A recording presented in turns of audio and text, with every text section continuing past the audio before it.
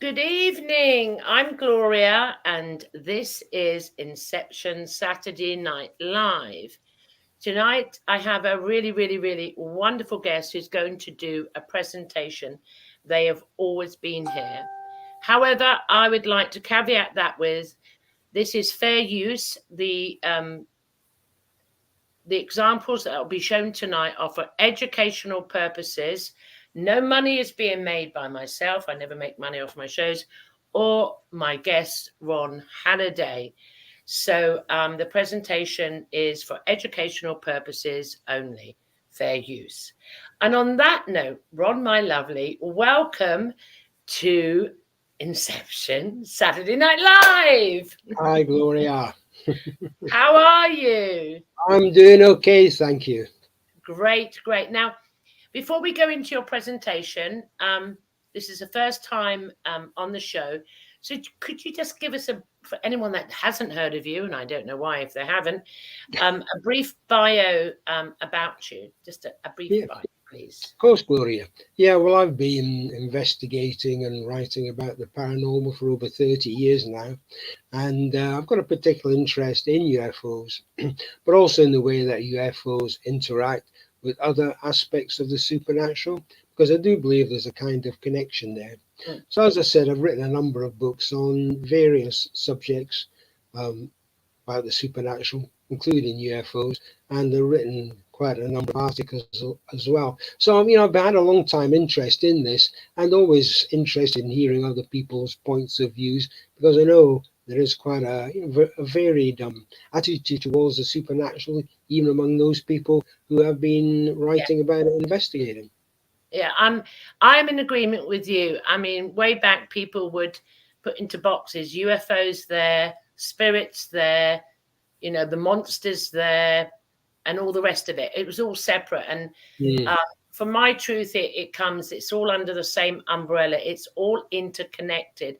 And I think the majority of us now worldwide, and I think this is being reflected on podcasts and shows all over the world, is that there's a realization they're not separate.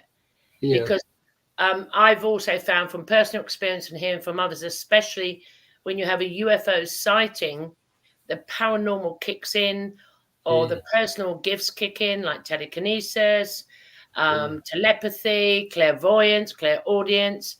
So there's a lot going on either before but mainly after a UFO experience. And obviously, I'm included in that as well, as many others are. So I think, the way we're looking, our perception is all shifted and we're sort of bringing it into one. And I'm in total agreement with you on that one, my lovely. Total agreement. Now, what I'm going to do now, I'm going to do the technical stuff and bring up the presentation, she hopes. I will come off camera, I will mute, and I will hand the presentation over to Ron. And if I get it right, now here we go. Hold on 1 second. Hold on. Here we go. So I'm going to bring that in, and I'm going to remove.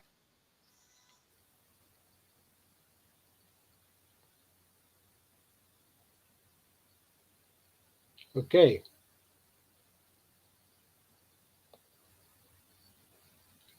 All set?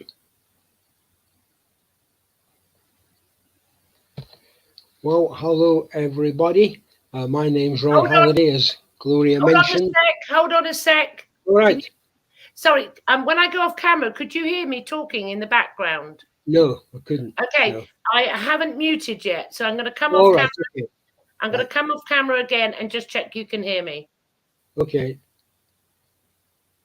No, I can't hear you.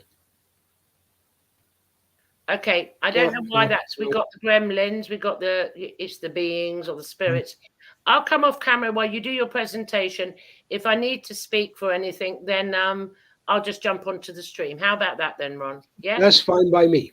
I'll hand it over to you, sweetie. Okay. Okay. Right. Thanks, Gloria. Yeah. Hi there. Starting again. My name's Ron Halliday. And as I said a little while ago, I've had a long-standing interest in the paranormal and particularly UFOs. That first slide there is just me at a conference, says UFO expert. I do not claim to be a UFO expert, but this is the label that put on you when you're speaking at places. I, in case you don't know where I'm speaking from, I live in Scotland, which, as I'm sure most of you probably know, is part of the United Kingdom, the northern bit of the United Kingdom, and it's a small area geographically and with a small population, about 5.5 million people, but it has had an enormous number of UFO sightings out of all proportion to the population. And so much has actually gone on that papers have even talked about an alien invasion, because certainly there's been ups and downs in the number of sightings. There's been hot spots, there's been periods where there's been a vast number of sightings, other periods where there's been less sightings, but in general there have been an enormous number of sightings, and that is curious in itself, and I'll come back to why that might be happening. So the big question, which I think everybody interested in ufology always considers, are we being visited by aliens from distant planets? Certainly some people are convinced that we are, or is there something more complicated? I mean, do ghosts share some of the characteristics of UFO sightings? And there's maybe a ghostly figure with a UFO in the background, but the critical thing is that sometimes when people see a UFO, they actually can see through it, or it's just a momentary sighting, in the same way maybe just see a ghost for a brief second. So although some people might find that controversial, I do believe there are some links between people's sightings of ghosts and people's sightings of UFOs, for an example of this aspect that I believe where a lot of things are actually connected up. There's an example, and sorry, that's from a newspaper cutting, a UFO sighting that I was involved in through speaking to the witness. And the critical thing here was that the lady, Pat McLeod, was driving along a road in Edinburgh. She was actually heading towards a doctor's. And as she was driving along, she saw this object slowly coming down. And you can see an artistic representation of what she saw, which looks very much like the planet Saturn. But this object was flaming in the middle, and it came right down, maybe within 20, 30 feet of her, and actually moved across the road and landed in some open space next to the road. So Pat obviously wondered what on earth was that, stopped the car, walked over to where the UFO appeared to have landed, and so there was nothing there. It just seemed to have disappeared. The other strange thing about this is that this was done in broad daylight, about 9 o'clock in the morning. There was other traffic about, and Pat expected to see a lot of people calling into the papers or saying they'd seen this strange object, because it landed as it was a bit of waste ground, but next to the waste ground there were a significant amount of housing. So, I mean, you would have thought that if people in their cars hadn't seen it, people in the houses might have seen it, but it just seemed to have disappeared. And, that kind of fits in with what I'm suggesting about the nature of the UFO phenomenon, that it is very strange that people appear to see something solid, something that people, must have seen. They can't have been the only witness. And then they find, yeah, they were the only witness. Nobody else saw it.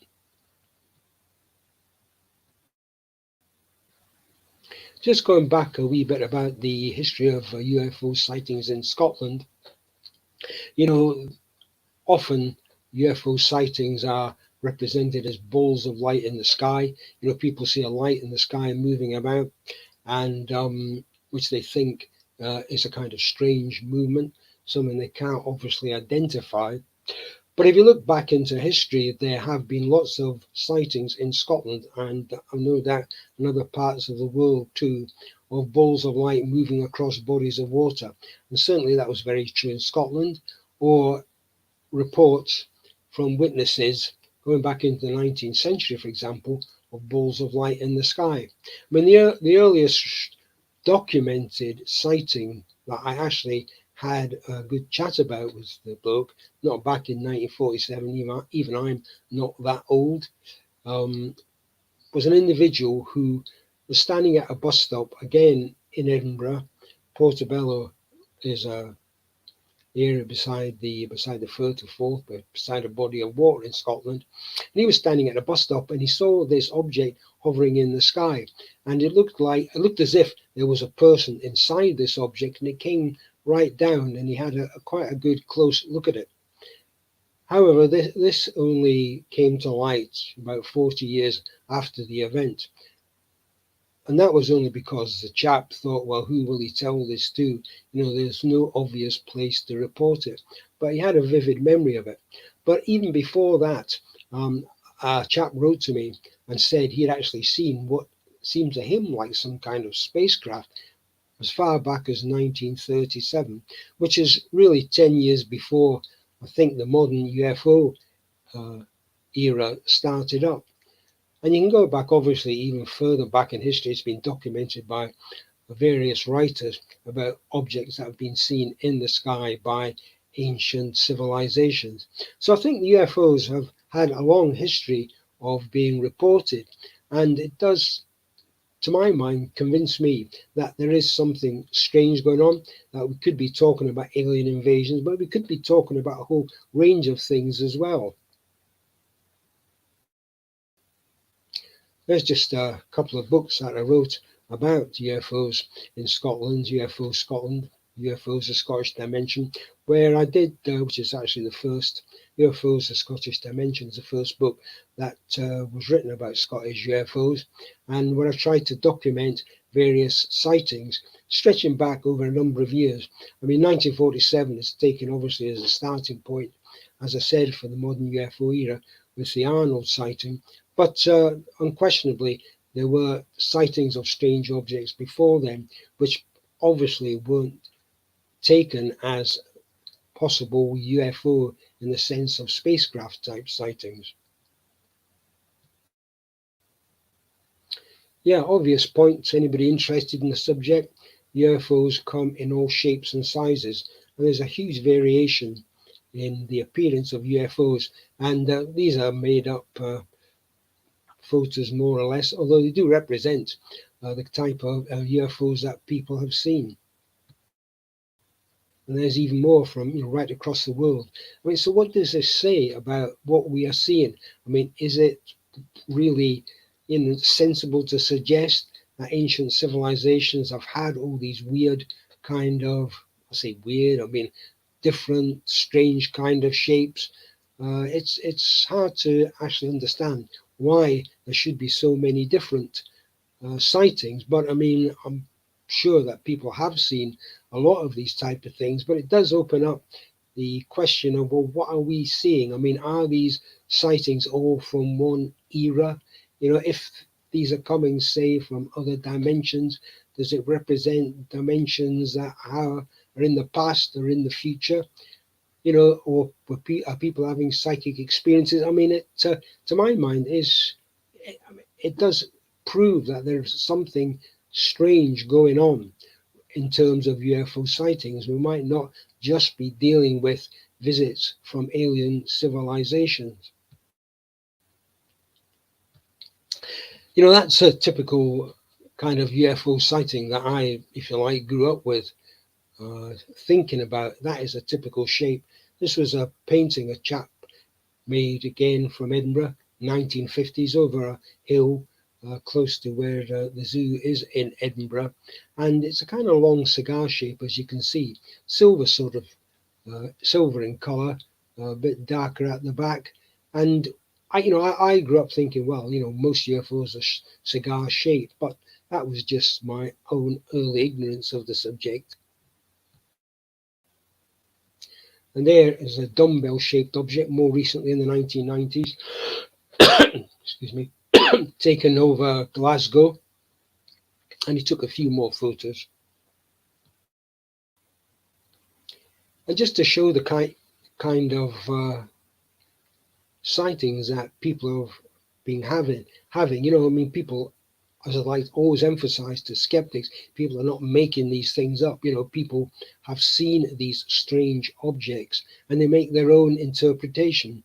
This took place in Shetland. The chap was looking out his kitchen window. He saw this object come down from the sky. And it's completely bizarre because he said in the middle of this object, there was a globe of the world, coloured grey, and this flaming bit all around it. And it kind of sat there for a while before shooting up into the sky again. And yeah, another object somebody's seen and drawn, looks like two triangles on top of each other with a band of windows round it.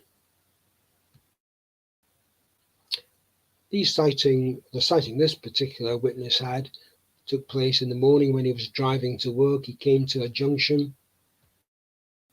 Then he saw these objects, triangular shaped object and one that looked like almost like a canoe. And this completely strange thing, which looks like, like a coffin on top of some kind of stand. I mean, it's really, really odd. And then maybe a more familiar type of object, if you like, sort of delta shaped. And those sightings took place down the west coast of Scotland. And there was a whole load of sightings of these sort of triangular type shape objects as well, I suppose you might say. And there was some suggestion that these were in fact secret planes that the USA or Great Britain was testing. And I appeared on a program to discuss this with somebody from the Ministry of Defence. It was really quite weird. They were saying, people were just imagining these sightings. But I pointed out that a whole pile of people had actually seen these. So there was definite evidence that something odd was going on. I included those drawings from people, as I said, just to show that, people are not, if you like, inventing or imagining things. They are describing objects that they have actually seen. And it is fascinating to see individuals putting down their particular sightings on paper. Abductions in Scotland, not been a huge number, but there certainly have been abduction cases. And this was a well-known one. The people concerned, a chap called Gary Wood and another individual called Colin Wright, were driving outside Edinburgh on the road, the A70.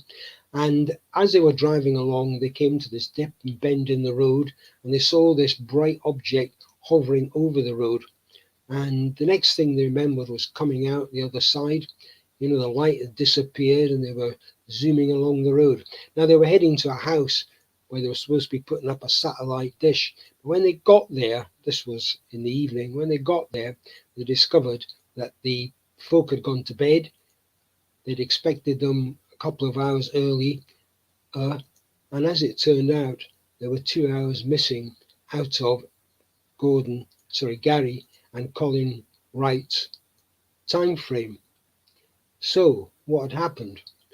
Now Gary, he began to have strange dreams about what had happened, and he was really quite disturbed by this experience because he couldn't imagine what had happened. How had he lost 2 hours out of his life?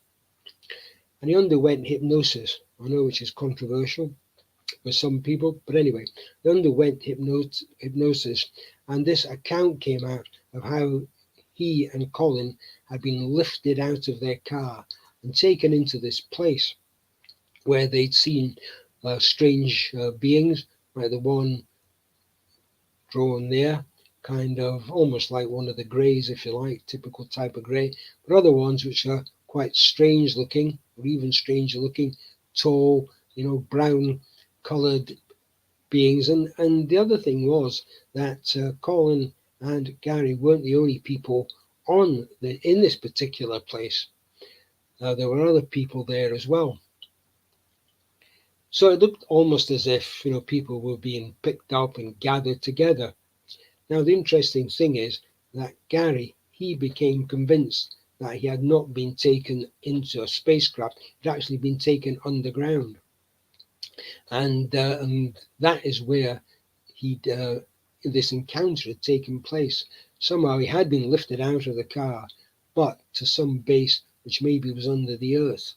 And he spent some time looking around to see if he could actually find it. This was, as I said, just outside Edinburgh.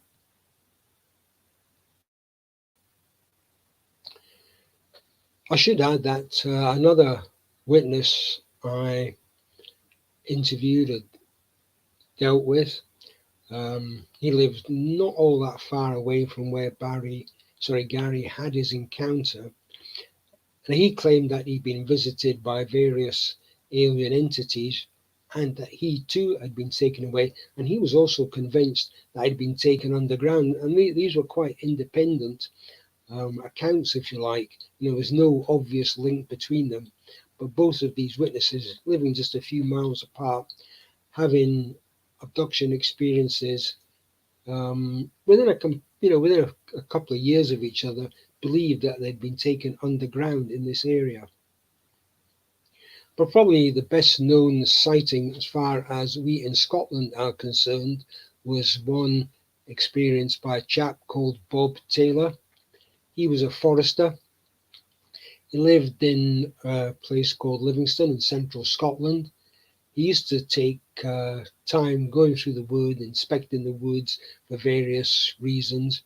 And on this particular day, in November the 9th, 1979, as he came down a path to a clearing, he saw this object hovering above the ground.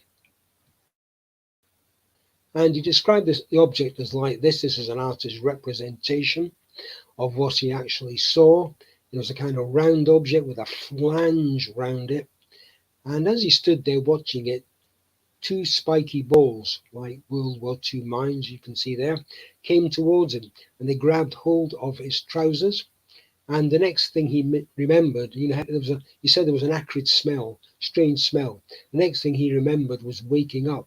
He had his dog with him, and his dog was licking his face, and he woke up.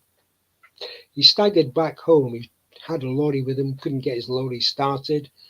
Some suggestion, as has happened in other cases, that the lorry's motor had been affected by this UFO, whatever it was. So he had to walk home. So eventually he got home, and his wife, when she saw the state he was in, his trousers and wrists were ripped, he had a scratch in his face, she rang up his boss, who was the local chap in charge of the forestry people. And then the police were called because they thought maybe Bob had actually been attacked by there had been some claims that there were youth there, being over the previous few days making a nuisance of themselves, making a noise and so on. So anyway, the police came, they searched the wood and found absolutely no trace of anybody who might have attacked Bob. So it looked as if, whether you believed it or not, that something odd had happened to Bob. And a lot of people, even though they're skeptical of UFOs, agree, something odd happened to Bob. And there's some suggestion that maybe he had an epileptic fit, and a lot of things which actually don't make any sense.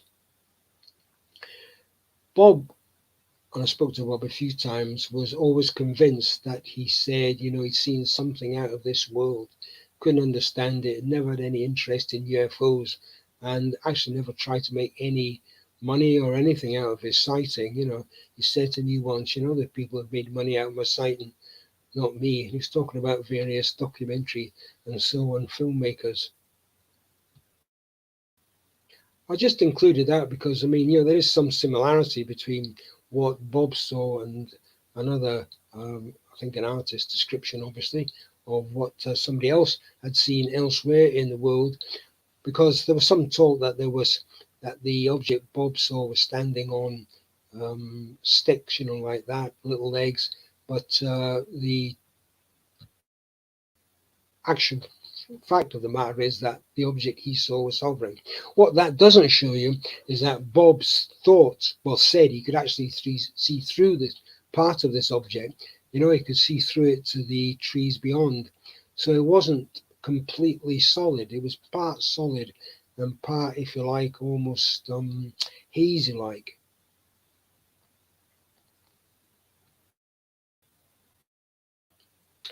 Well, this sighting aroused so much interest that I and others campaigned to have it recognised. And a few years after Bob's encounter, in 1990, I think it was, they actually put a cairn with a huge stone, you can see that there, with a plaque on it to mark the spot where Bob had had this quite amazing encounter. And now they've actually, local council went one step further, and a couple of years ago they put up actual sign routes so you can go there and walk up and quite easily find the spot where Bob had his sighting. It's changed a wee bit because trees have grown over the years, and it was really quite clear when Bob had that particular encounter. Yeah, fascinating event which arouses quite a lot of controversy and interest today.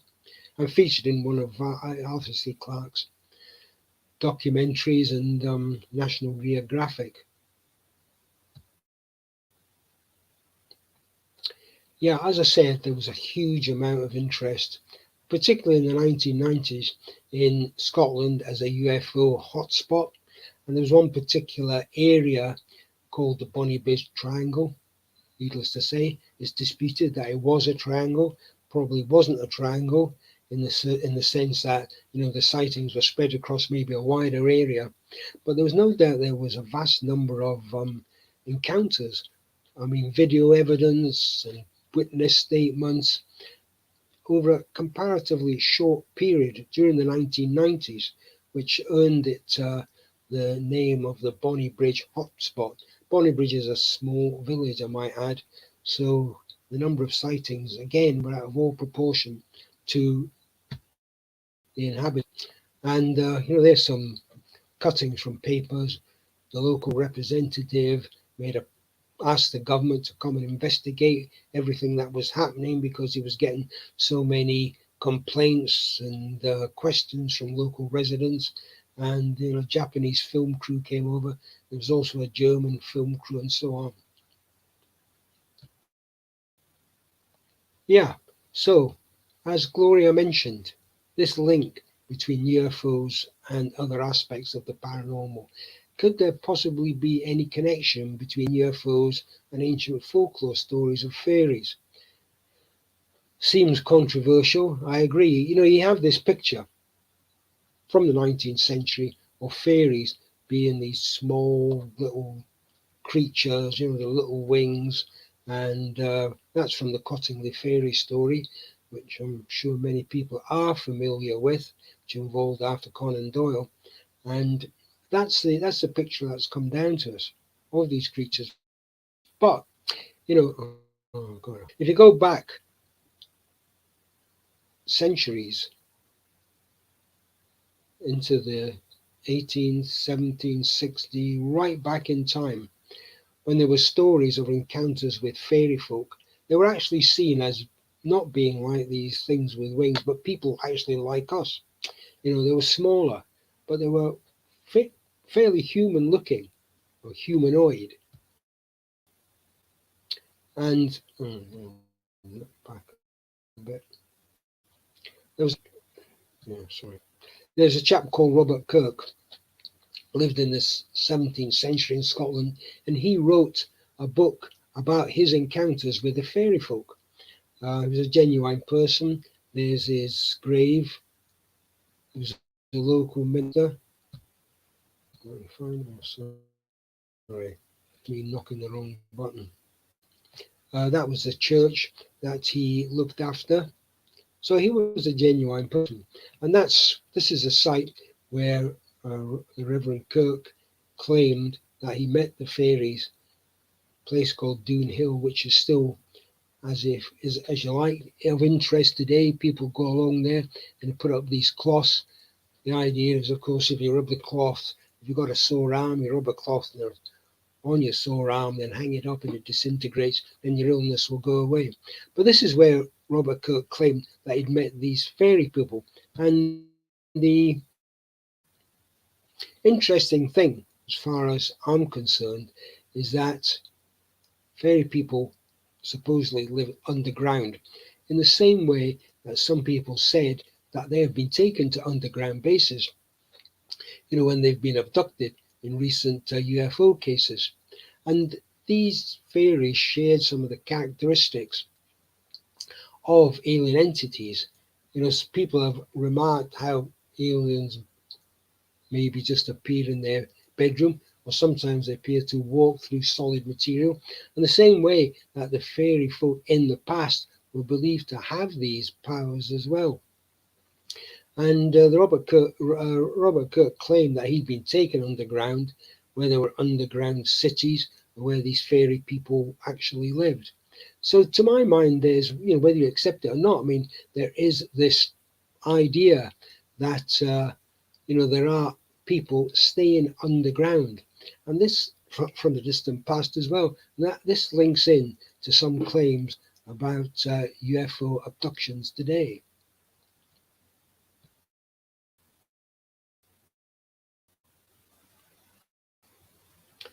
So moving on again. Oh, sorry, it's me. Yeah, it's okay. Yeah.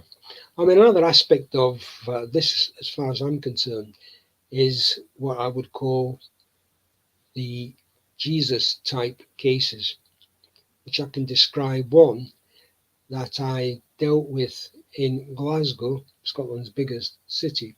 And, I've come across other examples of this as well. And this particular, the lady in question, she was looked out of a window and saw what she thought was a UFO. She then had the impression that this UFO had actually landed on her house because she heard this noise. So she walked upstairs towards the upper floor to see what was going on. And the next minute, she saw this beam of light came right through the roof of the house onto the landing. And this being appeared. And he was dressed similarly to the person in this particular image here. He had a long flowing cloak on and sort of shining round his head, and he had sandals on, and he spoke to her something about peace or bringing peace or something like that. And it just seemed so, when she told me this about what had happened, I must admit, slightly confused about it, because I suppose it was part of my own widening experience. I thought there's UFOs, and if there's anything there, that's alien entities. And in this particular case, this is nothing like what you might call an alien entity. Yeah, it was different, but there was nothing of the advanced technology aspect of it. Here was somebody looked as if they'd stepped out of the past, bringing a message. And I found that really quite interesting and challenging. But she was absolutely convinced that she'd seen this, and the way she described it to me, there was no doubt in my mind that she had seen what she had actually seen. But I mean, how did that fit in with the UFO aspect of it?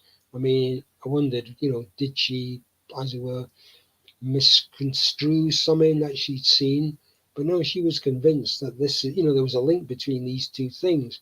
And I think evidence from elsewhere does convince you that, yeah, the UFO aspect is mixed up with a whole lot of other things. And I mentioned another case which shows that, and there are other examples, but I'll just mention this particular one.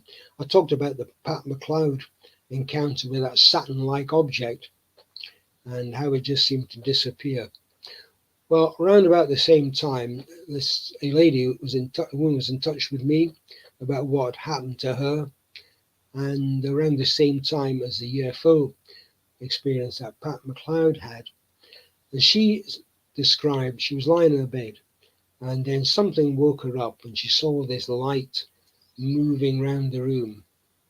And she wondered, what on earth is that?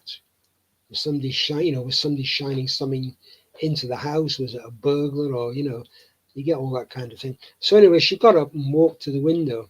She said she looked down the bottom of her garden, and she saw what she described as a part human, part bird-like creature.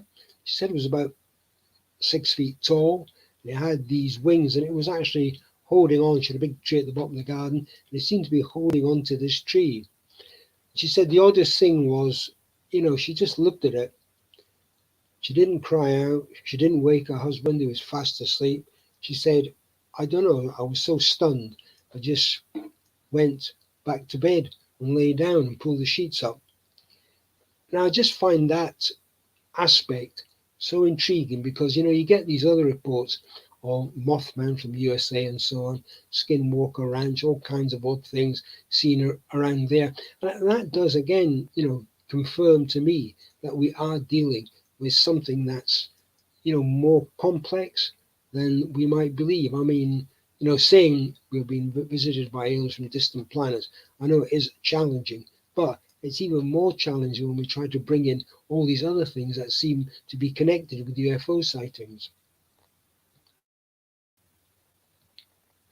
And another case which, to my mind, once more, which even brings together in a more stark way this, if you like, link between folk tales and modern UFO sightings. The witness to this was 10 years old at the time.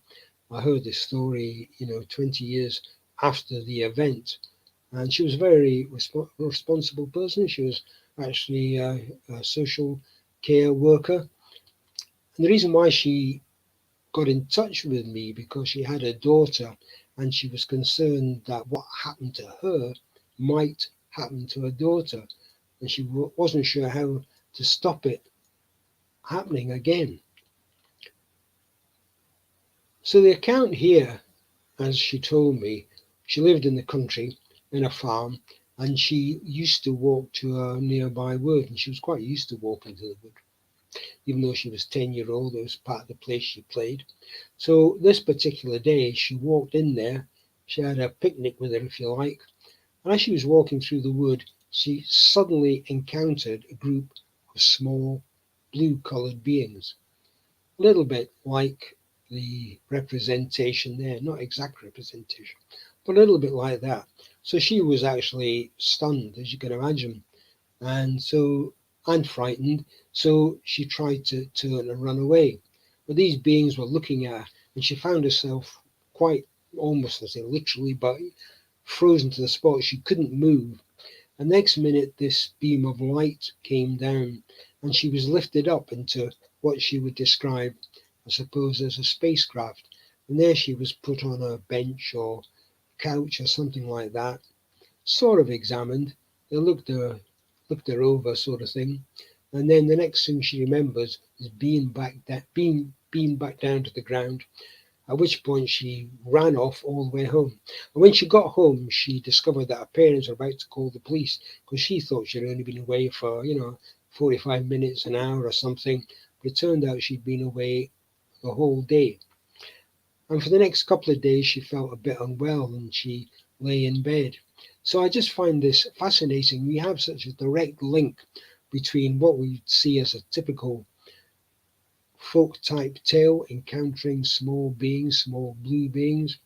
Blue in Scotland was the colour of the supernatural rather than green.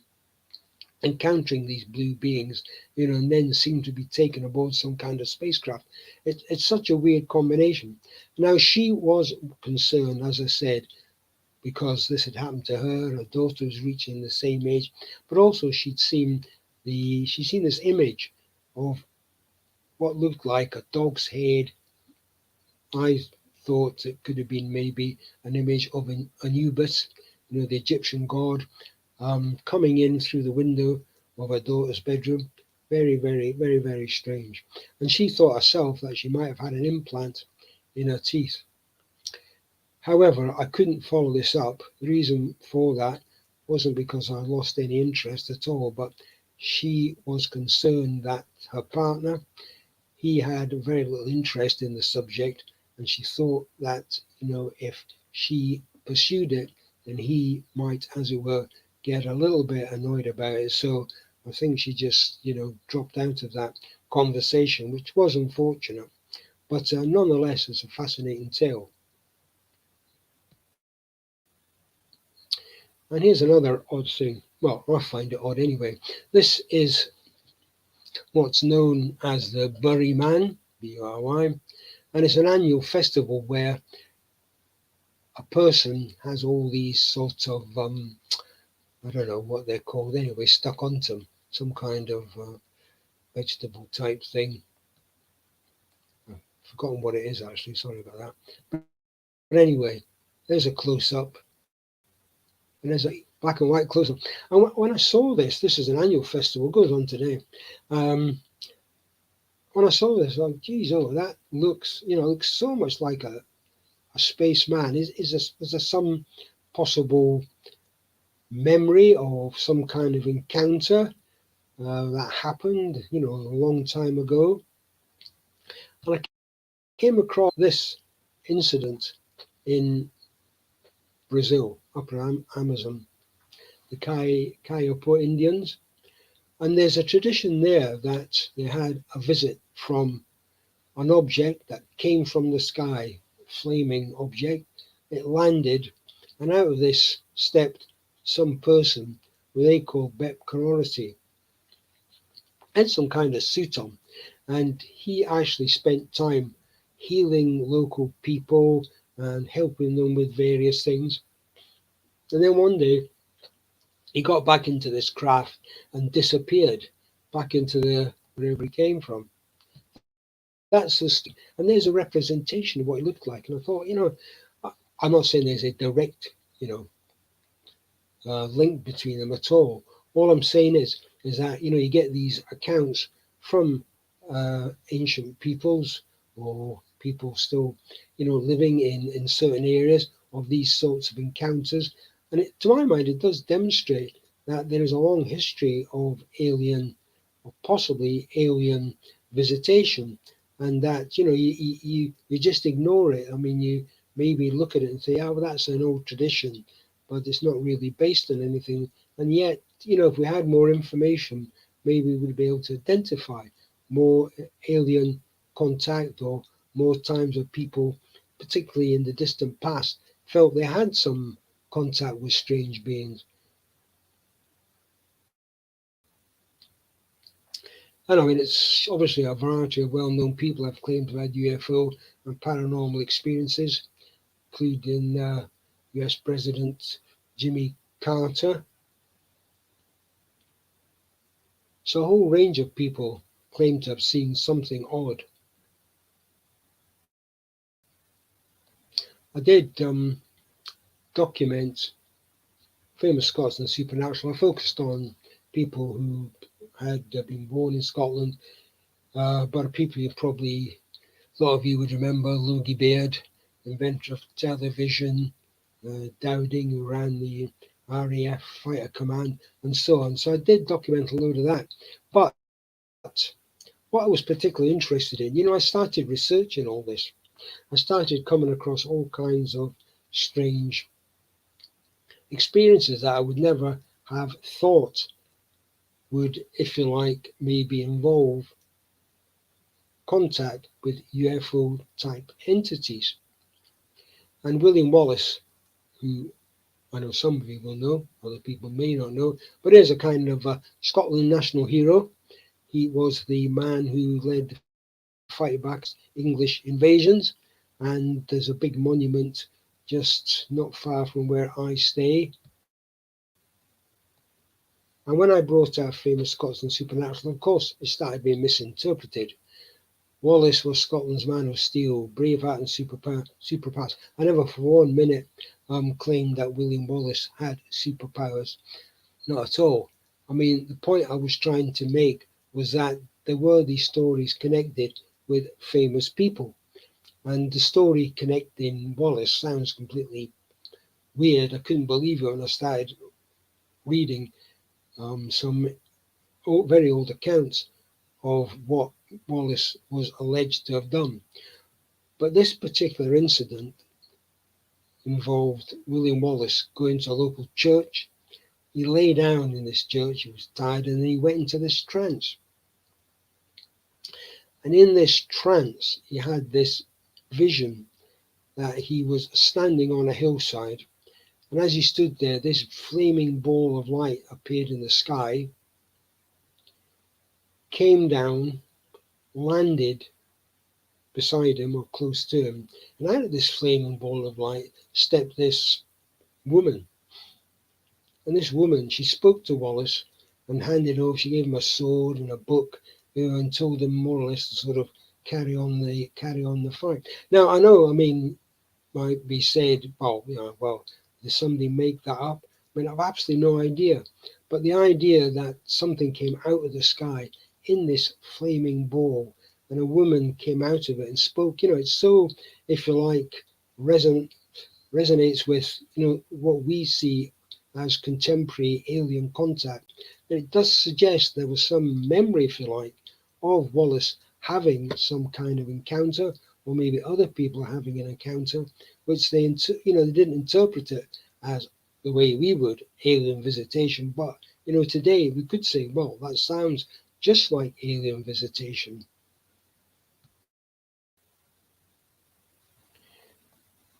A curious thing I find is, a debate about what alien are, what we're dealing with, and it does raise a lot of questions. I haven't spoken to various abductees or people who've had UFO close encounters, and I think that would be other people's experience as well. Some people see it as, wow, it's quite amazing. I had an astonishing time. I was abducted, and yeah, I thought this was really something was uplifting. It opened up my eyes. Other people, have taken a completely different view, saying this is horrendous. This is, if you like, something that I didn't want to be abducted. I didn't want an alien encounter, and I think people are maybe divided on that kind of thing. And it says UFO kill fire alien expert solves dead pilot mystery. I did not solve the dead pilot mystery at all. This is a very odd case, though. A man um, on the island of Mull, small island off the coast of Scotland, there was a small airstrip there, a very rough airstrip. And for some reason, the chap decided to take off in his wee Cessna.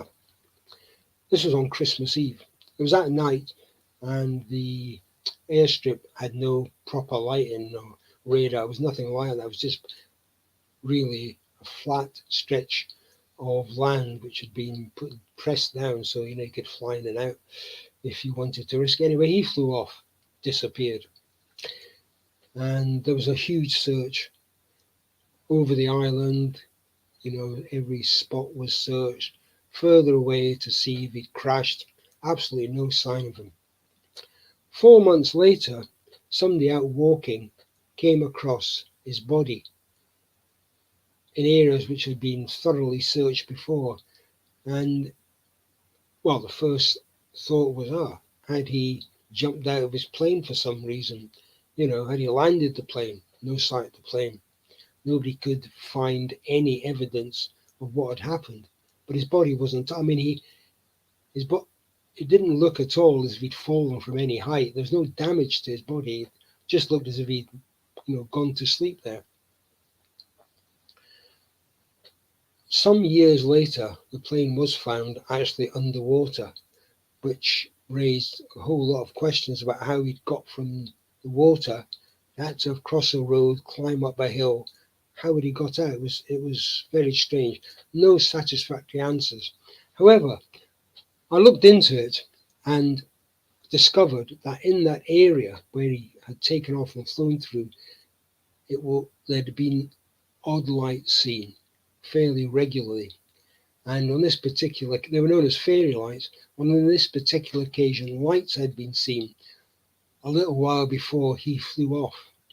And I made the suggestion, because he'd turned up with no obvious marks or didn't look as if he'd been injured, I made the suggestion, well, was it possible that he had, encountered a UFO of some kind, maybe been abducted, and eventually, he'd been put back down in one piece, so to speak.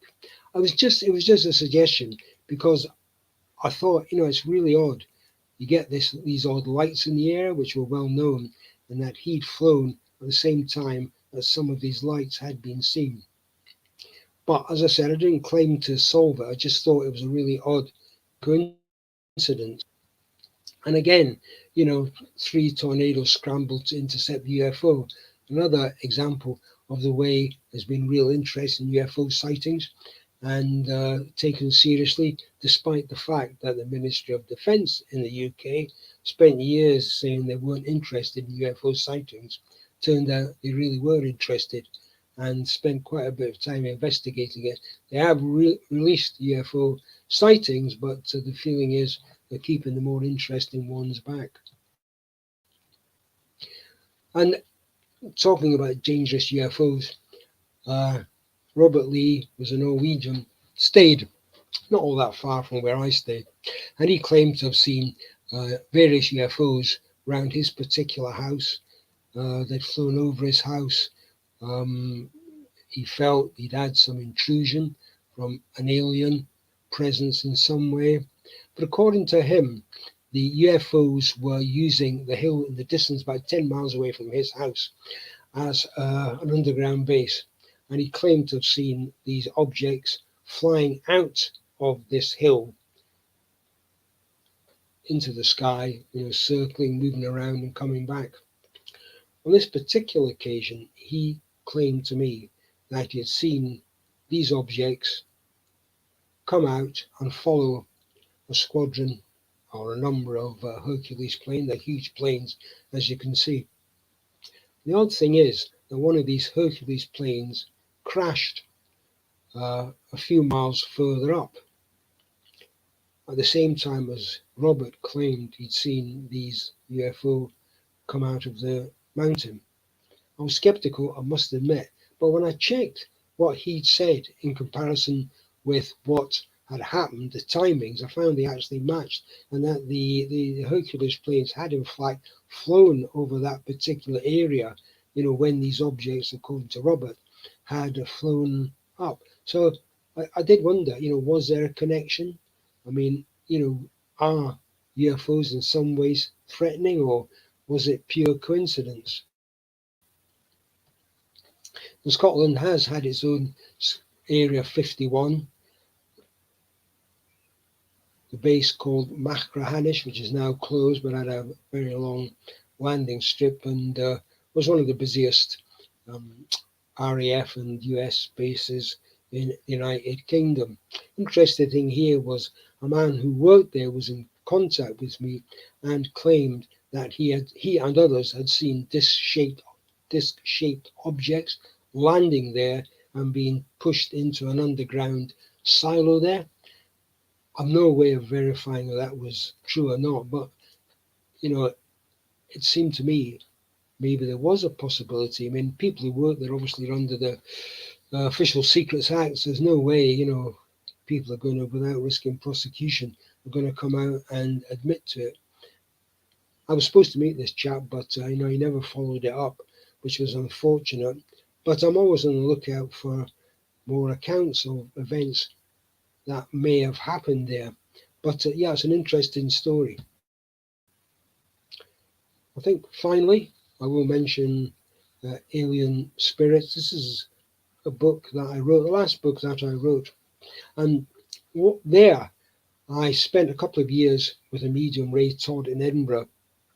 And what was fascinating for me, which to my mind, raises all these questions and brings together this whole idea of UFOs and the supernatural being a broader kind of field. He brought through, and you could see faces, almost like, I won't say ectoplasmic faces, but really fully formed faces. You've got to take my word for this, ladies and gentlemen. But I was there for a couple of years. Other people saw these things as well.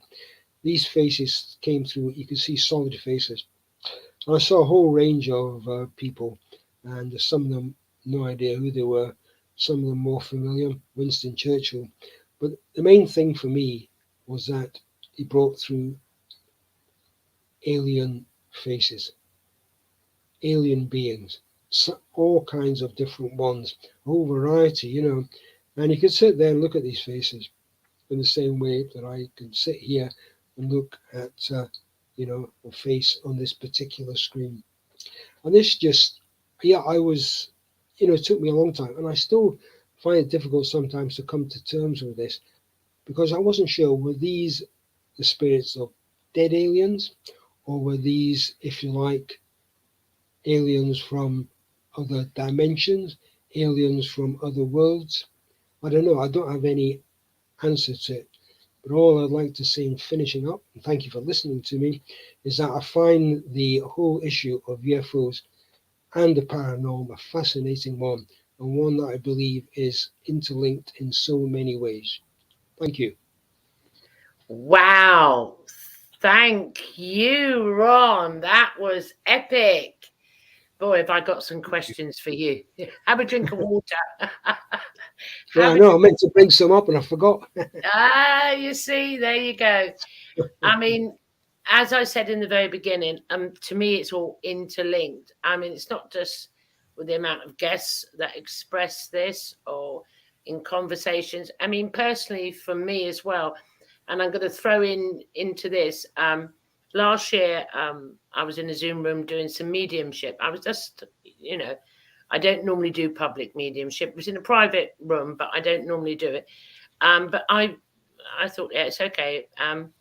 And as I was doing it, I noticed each night that I went to do the mediumship in the Zoom room, spirits were coming in, but at the same time, the greys were coming in as well. I could see them coming. And at that point a year ago, I could not make sense. Mm, And the two energies are totally different. mm, And this went on for a couple of weeks. If I tried to meditate, I couldn't do that. They mm, would come in. It was coming into everything that I was doing. So I stopped doing the mm, mediumship. I just do mm. rescue mediumship now. Yeah, So I've had personal experience of that. And I've had, as a contactee and lifelong contactee experiencer, I've got experiences way back from childhood when the encounters would happen. At the mm, time, I didn't know they mm, were great small greys. I thought they were dead midgets. But after each one, the the psychic skills would improve immensely. It was like I was being fast tracked for something, but it wasn't in my, context back in the day to put it together. It's always with hindsight. So I've had all these experiences, and now I'm hearing it from others as well. mm, Others as well, mediums and non-mediums that have had the lights in the sky, and then the phenomena just kicks off, whether it's mm, paranormal or clairaudience or telekinesis. So mm, I personally, my truth is there is a link, and it seems that when you encounter these beings, I don't know, maybe there's an activation. I don't know. I was told way back in the day it's called, by the beings, it's called oscillation. mm, Oscillating. We're oscillating. Because I had to go and look up in a dictionary what the hell that word meant. So I think there is a definite mm, link between that. And I'm hearing the same as what you presented this evening from people that they see the light. Sometimes it shines into the home. mm, Sometimes they see what we call a grey, but sometimes they're seeing a creature, a mm, mm, creature, and they mm, can't make out what this creature is. And again, recently, it's coming out more and more. This fairy, this fairy analogy. It's mm, mm, constant now. mm, And I listened to another podcast the other day where this lady was talking about that she's believing that a lot of it is the fairies, yeah. um, the or elementals, whatever you Mm, choose, are coming in a way that is safe, maybe to the person that is perceiving mm, it. So mm. I'm throwing it all back at you. What do you think on this? Yeah, I mean, I couldn't agree more. I mean, I was just thinking when I started being interested in this subject, you know, I can't remember any mediums mentioning, alien entities or greys coming through. But I mean, it seems to be sort of creeping in. Yeah. I just wonder if, maybe some things are opening up. I mean, I don't know. I just seem, the more you look at it, the more you get involved, the Hmm. more, you see what's happening, the more complex it Hmm. seems to get. Hmm. And as I said, again, when I started off being interested in the UFO subject, I just assumed, we were talking about nuts and bolts thing Mm, coming down and out steps this alien, a humanoid, or maybe a non-humanoid. mm. But I mean, that's to my mind, that's I don't know. I mean, maybe that is part of it, but I mean, I certainly don't believe that by any means that is a whole story. Yeah, And I only wish we had more information from the past because I think that might open up some new threads. I mean, there's a lot of speculation yeah, about the pyramid, for example, yeah. but it's speculation. I'm not saying it's wrong, but a lot of it is speculation. But I just think, if we had that information, we might maybe get a bit clearer perspective on, what went on and how we fit into past events in terms of alien contact, or, where we came from, or, what the nature of the alien experience is. I mean, yeah, I'm with you. I mean, I've got a strange feeling. It's just my truth that you know, research is not much research is needed. It's just going to happen. But there you go. Yeah. I mean, there's other theories out there that I resonate as well. I mean, we're all searching for the truth, Mm. um, and so it's all open for discussion. Yeah. I mean, definitely the frequencies change. I mean, I'm on one timeline. I don't know if anyone else is on my timeline, but the frequency of change, and because of the frequency change globally, and in other words, people are waking up, self-realization. Um, that then changes the frequency of the experience we're having. These beings have always been there, but Mm. before we many never perceived them. But Yeah. now it's a common phenomenon. We don't need a disclosure. The experiences are the disclosure. Mm. The experiences are in their billions now, and Mm. especially since you've got cell phones. So Yeah. I think it's slowly, it's like it's merging in the transition. It's not going to be a selective few that experience. Mm. It's going to be Mm. on this timeline. It's going to be the collective, Mm. and it's part of the human experience, how it is always meant to be. Yeah. Because what we do know about history, if we go way back, before the religions come in, it was a normal experience for peoples all over the globe to Mm. experience beings coming in. Mm. Um, I remember coming from an Irish family about the fairies, and my father told me I was a changeling. Mm. I'd Mm. been swapped, you know, Mm. and we used to have nightmares, going to bed at night because I used to say experience was really real, and I did experience the beings and the dead people. I mustn't call them dead, the spirits. And I think, well, maybe what we've been told is mythology is the truth, Mm. and it's a Mm. way of life, Mm. and that's now returned Yeah. Yeah. exponentially. What do you think about that Well, I scenario? mean, I think as you say, they've been around forever. I mean, it's just our way of interpreting them. Yeah, That has I'm sure that has varied over mm, the centuries. So, I mean, I think that things are opening up for people. The mm, perception of things, yeah, it just seems to be kind of seeping in yeah, rather than, a big bang. And probably we've always been aware. I think we went through a period where these things were dismissed. There was a kind of rational, yeah, scientific approach. Yeah, the only things you can measure are the yeah, only things that really exist. But I yeah, think we've gone beyond that, and people have seen the limits of science for all its achievements, seen the limits of it, and there's a lot more out there than we can possibly, as you were, understand or yeah. comprehend in scientific terms. So I do think our, if you like, um, what's the word? Yeah, I mean, our experience, our knowledge, our understanding, I think that will open up in a quite different way, Mm, rather than just what you might say a strict scientific, rational way. mm. There's things going on that will, if you like, just flow into us I, rather than I, being. I agree. No, I agree. I mean, what's just come into my mind now is, do you remember back in the day, before we were born, all right, Ron? Yeah. And before we had the scientists, before they developed the technology to literally traverse and take over every country in the world, yeah. But when they did find a new area, yeah, especially, in, the jungles or the Amazon or something, I mean, it was like meeting another civilization, yeah. I mean, it was, but only as we developed scientifically could we access that. And I'm trying to use that as an analogy for now. I mean, quantum physics has opened up and made the connection through consciousness, yeah, to these beings. And you really can't look at what the experience that billions of us are experiencing now and witnessing. You can't approach it with Newtonian laws, because it breaks every Newtonian law or universal physics that the so-called scientists know about. So it's not going to conform. I mean, when you've got experiences, you've mentioned one lady, and I've experienced it, floating through a wall. How the hell did I do that? How did that happen?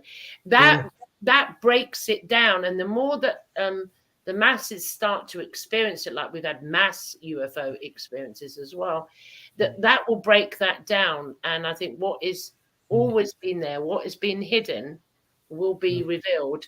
But we're going to need new science to look at this, a new way of looking at this. There's time travel involved. There's all of the above evolved, and you can't do that with Newtonian, old school, ancient physics, if that makes sense to you. Yeah. No, I agree with you there. I mean, I think, one of the problems was that we ignored the experience, say primitive, but, tribes that were living comparatively primitive, we just ignored it. That was sheer arrogance, really, ignoring their experiences. Yes. I think, some scientists seem to be suggesting that, there are multi-universes, there could be multi-dimensions. So, people one time would have said, if we'd been talking about this 20 or 30 years ago and said, well, maybe there's more than one universe, they would have probably thought we were mad. But now, in that kind of speculation is, I'm not saying every scientist, but certainly some scientists have put this forward as explanation for some of people's odd experiences. So I think, we're getting on a bit firmer ground here. I think we're starting to appreciate what some of these, I'll say, primitive tribes, again, for want of a better expression, what their experience was, coupled with what some scientists are now saying about the kind of worlds or universes that we live in. I mean, it could say, the ones that are stepping forward, especially rather in the quantum field area, they're preparing people for what's to come. And before we end the show, it's a good segue to end the show after your amazing presentation. And I do love presentations. I don't class Scotland as United Kingdom. I'm one of those. I'm Irish. But I got to say it because, it's in our area. We do have these experiences on our side of the pond. Absolutely, yeah. It's where is this going, Ron? I mean, everyone, no one knows. Okay, but we're all now talking about the next level of consciousness, the next level of experiencing, which includes UFOs, ETs, spirits, Loch Ness Monster. And by the way, guys, on the record, I believe it's real. I have since I was a child, and no one is going to take that belief away from me.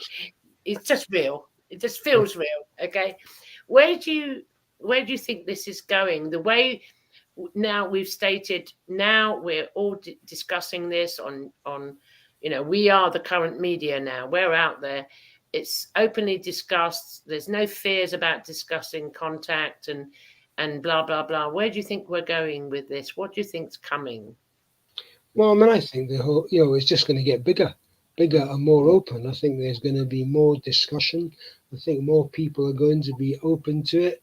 I think, some of this, I'm in no position to, as it were, technically look at some of this UFO stuff that's come from the military in the USA, but it doesn't seem to challenge the old queries that, it's all UFO sightings are all imagined, or, staff, things like that. So I think this subject's going to get bigger. I think more people are going to get involved. I think there's going to be a lot more awareness. There's some talk we've been prepared for something that, that's certainly a possibility, but I think it will come down to individual, as it were, expanding their minds and I their agree. subconsciousness, if you like, about Yeah. it all. I mean, I, from an experience of myself, and out to anyone listening to the show, so you're not going to believe in UFOs and other civilizations until your government says so. What about the billions of people that are experiencing it daily? Absolutely.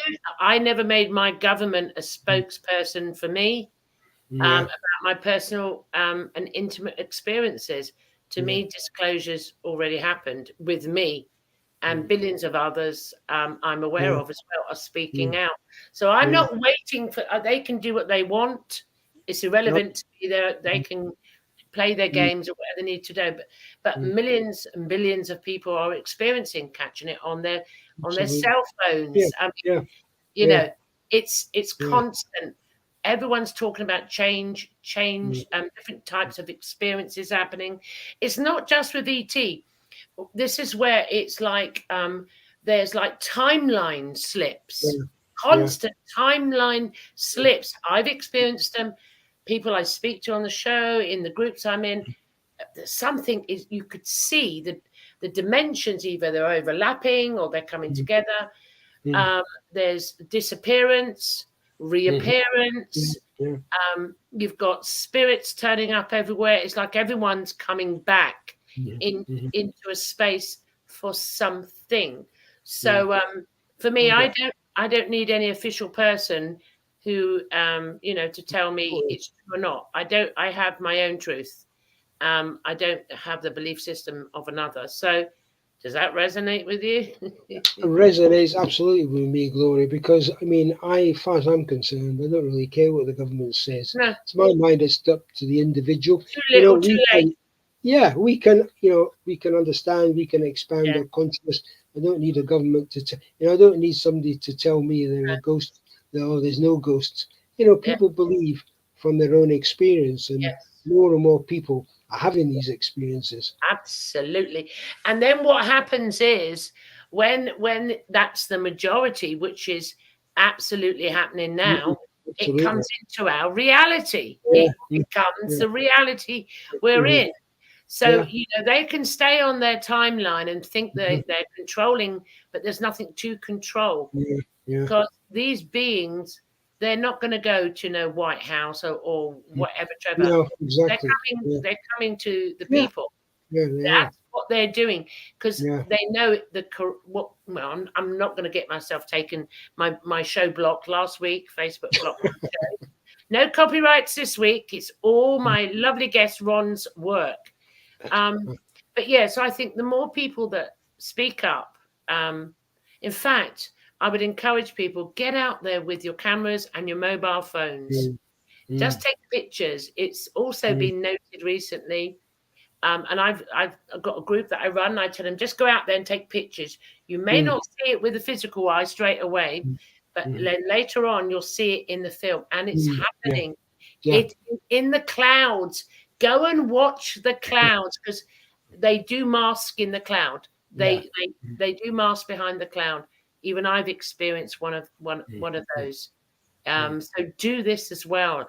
Let's just get out there and just open this way up for conversation. What do you say, Ron? Absolutely. Yeah, I'm with you there totally. It's your own experience that matters. Say that again. It's your own experience that matters. Absolutely. It's your experience, your truth, your perception. It may change, but just go out there and enjoy it. So, Ron, I could chat to you forever about this, obviously. So I want you to sell yourself shamelessly now. Name your books, and where can people get hold of you? Well, they can get hold of me via Facebook, or, I'm on Facebook. You can get hold of me there. Yep, my last book was Alien Spirits. These are all available on Amazon, UFO Scotland, and Famous Scots and Supernatural.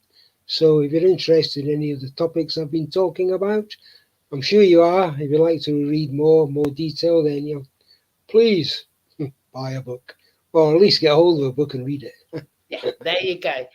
I'm hoping to have you back on the show in the future, because hopefully things are going to change as well, Ron. There'll be more.